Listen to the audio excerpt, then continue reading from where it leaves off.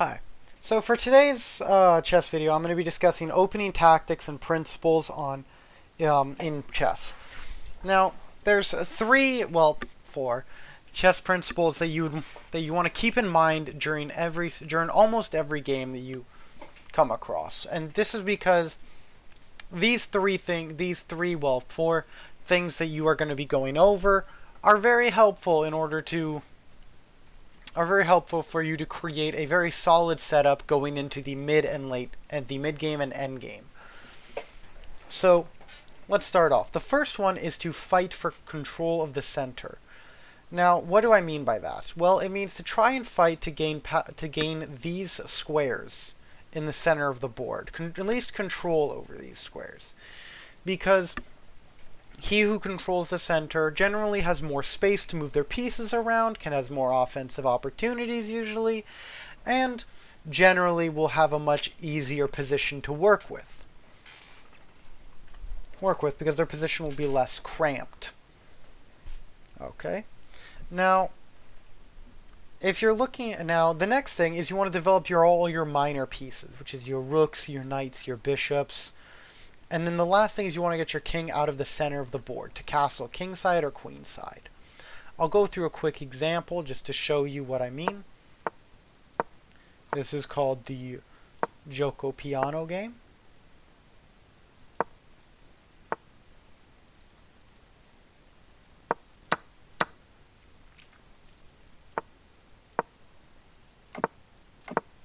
So you'll see in this position, both sides have developed the same amount of pieces. Both sides have developed the same amount of minor pieces. Both sides have got their king out of the center of the board. However, just looking at this position, white seems to have much more control over the center of the board. And so it almost seems like you'd rather, and I don't know about you, but I'd rather play this position as white. Granted, I wouldn't go for this, but I like this. But I think this is a good position. So, white has a lot more options. Their ideas seem more free-flowing. Black still has to play this to get their bishop into the game. They always have to wonder, okay, but what if this comes and then this move, does my bishop get trapped? Okay, I have to play this to put my bishop back. Okay, and black just seems to be a little bit on the back pedal here. What if this to pin my knight? Okay, I have to play this as well then.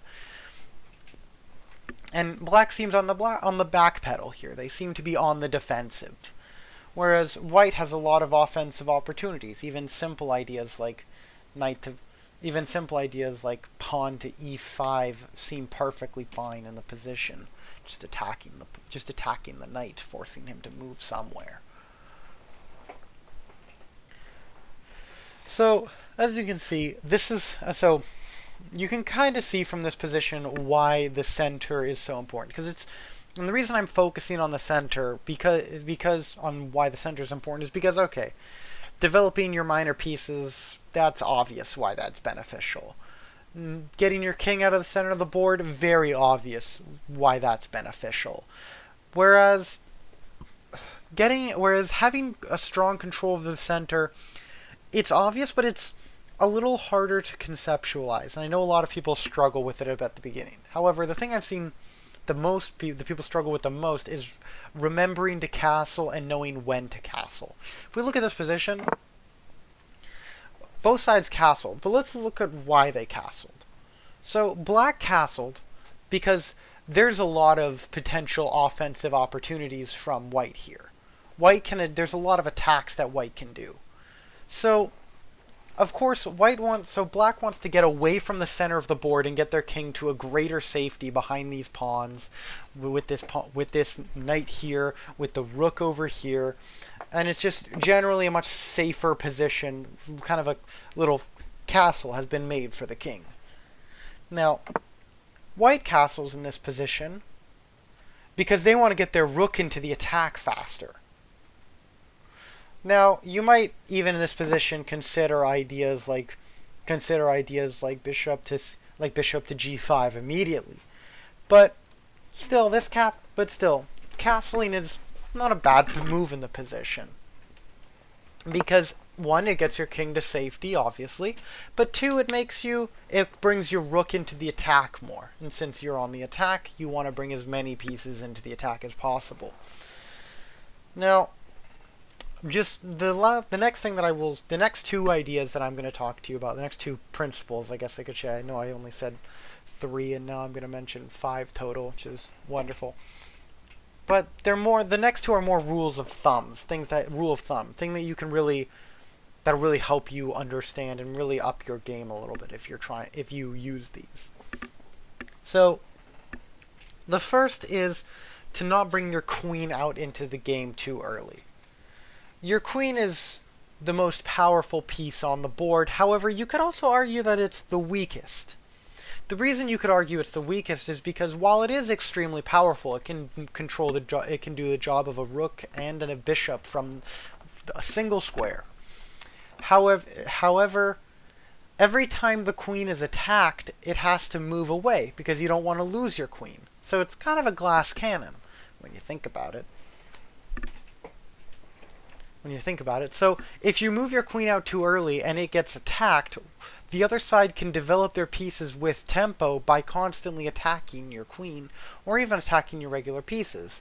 And this brings me to the next principle or rule of thumb, which is you don't want to move the same piece twice in the same opening. Of course, you can see in this position what black moved this bishop twice here. Now, it's not always possible. I didn't mean to do that. Okay. It's not always possible to not move the same piece twice without losing it. So take this rule with a grain of salt. But the idea is that you want to move your pieces into positions where they won't be constantly under attack. For example, I'll go over just something kind of a very silly idea here, where you can kind of see that now white is going through and they're just kind of like, okay, they're just moving along trying to do that. And with this position, this would never happen, of course, in a game at all. But you can see that white made 5 moves with the knight. And all they did was move their knight to a really weird square. Whereas black just kind of gained a lot of space. So, of course, you take this, like I said, take it with a grain of salt. This doesn't mean never move the same piece twice. But what it does mean is try not to put yourself in a position where you're just going to get attacked and forced to move back.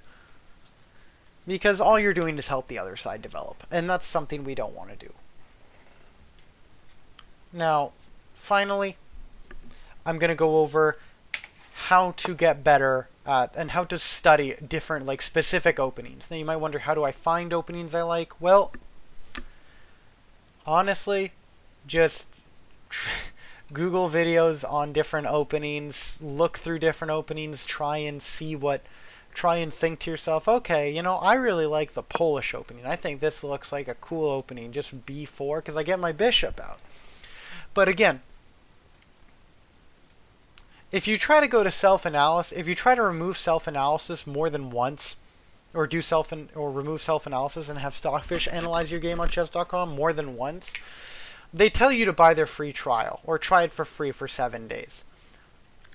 Now, frankly, this is the worst thing in the entire world, because I love chess. I've been playing it for a few years now, and I genuinely like it, and I haven't spent a goddamn dime on it. Because if I can because there's better ways to get puzzles and to learn openings. Now, to do that, you go to lichess.org, Tools, Opening Explorer, and now you just look. It's better, because not only that, when you're doing it in chess.com, there's it shows all the lines on the side, and you're like, okay, well, is this the best move in the position? What's a better move? I don't know. Whereas in this position, Whereas with this one, just go to Lichess, Tools, Opening Explorer, turn on Stockfish, completely free, and it shows you what the best move is, and then it shows you what the different moves are that are very popular in these positions. And so you think, okay, well, what if I want to try out the Roy Lopez or something like that? Well, you just look up what the Roy Lopez is first, which is the following. And then you think, okay, what's the best move in the position? You think, okay, that's not bad. But why wouldn't I just play? Then, of course, you can come to, and so you look through it, and then it shows, okay, play this move. This is the best move in the position. This is called the Berlin defense. And bringing your knight out's the Berlin defense. However, you think to yourself, well, what if I just played a6? Why isn't a6 a better move? Why isn't Morphy's defense a better move?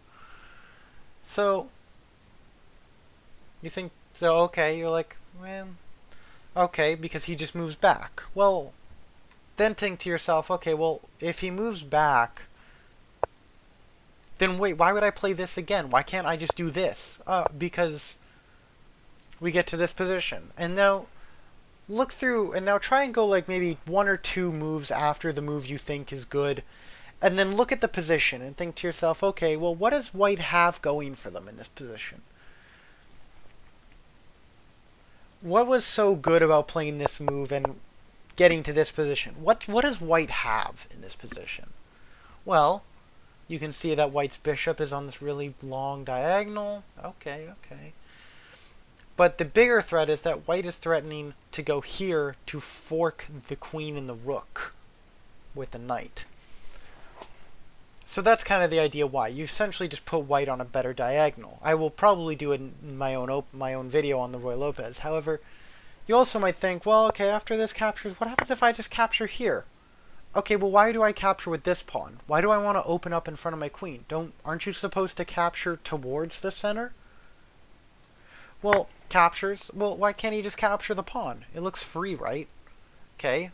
Well, if he captures, then you follow what Stockfish says, and you think, oh, okay, because then after captures, you would see this, and this is just a much better, and then you look at this position, you think to yourself, well, this is obviously a much better position for white.